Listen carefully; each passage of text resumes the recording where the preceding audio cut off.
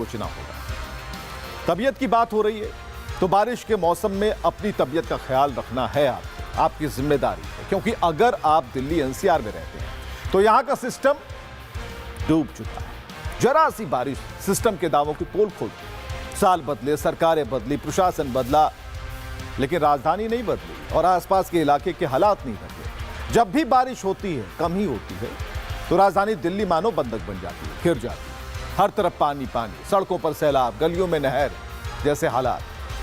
सोमवार और मंगलवार को जो बारिश हुई थी, फिर एक बार वही कहानी। ड्रेनेज सिस्टम की बदहाली, जल भराव की समस्या, उसमें किसी तरह जान बचाकर लोग परेशानियों को झेलते हुए पार पा रहे हैं। जरा देखिएगा ग्राउंड रिपोर्ट। दिल्ली के कनॉट प्लेस पुलिस स्टेशन के बाहर की ये तस्वीर आप देखिए। सड़क का दोनों हिस्सा आपको पानी से भरा हुआ नजर आएगा और जब जल भराव है तो जाहिर सी बात है ट्रैफिक की रफ्तार भी बिल्कुल धीरे आपको यहाँ पर नजर आएगी। सामने आप देखेंगे सड़क के दूसरे तरफ का जो रोड है वहाँ पर भी आपको जो वाटर लॉगिंग है नजर आएगा। दिल्ली में जब बारिश होती है तो बारिश के बाद इसी तरीके से जल भराव की तस्वीरें देखने को मिलती है।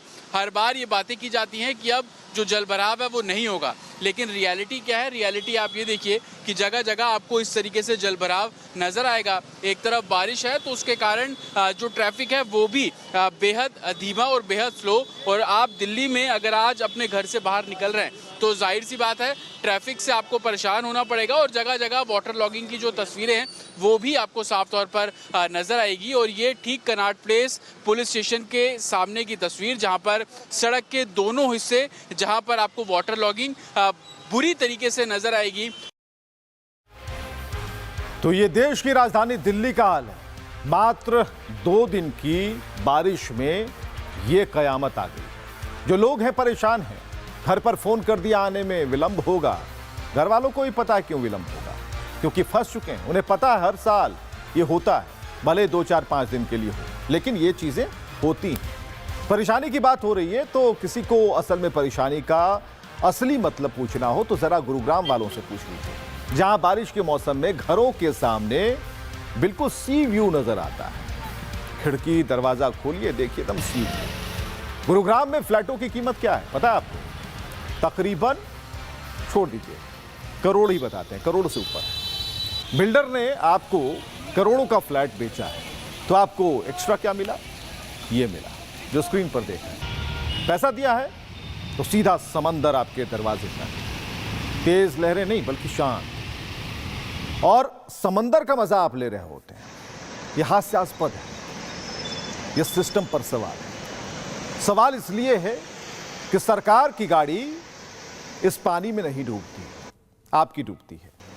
सरकार का आवाज इस पानी में नहीं डूबता, आपका डूबता है। सरकार के पैर पानी में नहीं होते, आपके। तो गुरुग्राम हाईटेक सिटी कहलाता है, हरियाणा का सबसे ज्यादा राजस्व देने वाला शहर। लेकिन शासन हो, प्रशासन हो, टैक्स के हजारों करोड़ को कहां खर्च कर रहा है ये समझ नहीं आ रहा। तभी तो हर साल बारिश में गुरुग्राम का हाल किसी गांव से भी बदहाल हो जाता है। सीवर, नालियां चौक खो जाती हैं, सड़कें स्विमिंग पूल बन जाते हैं, बच्चे उसमें छपाक छपाक डुबकियां लगाते हैं। हर साल का देखिए डुबकियां लगा रहे हैं बच्चे, उनके लिए खतरा है। हम बराबर कहना चाहते हैं ऐसी हरकतें ना करें, कम से कम इनके माता पिता सजग हो जाएं, जागरूक हो जाएं। लेकिन ये खेल, ये मजाक सिर्फ बच्चों के लिए ही ठीक है। अभी कर रहे हैं, लेकिन एक एहतियातन हम कहना जरूर चाहेंगे अपने दर्शकों को कि ये नहीं होना चाहिए। वो तो आज कर रहे हैं, कल भूल जाएंगे, लेकिन ये बच्चे भी तो गुरुग्राम के ही हैं। सिस्टम की उदासीनता की वजह से इनकी बस अटक गई, निकलने का रास्ता ही नहीं मिल रहा, क्योंकि अंडरपास में पानी भरा है।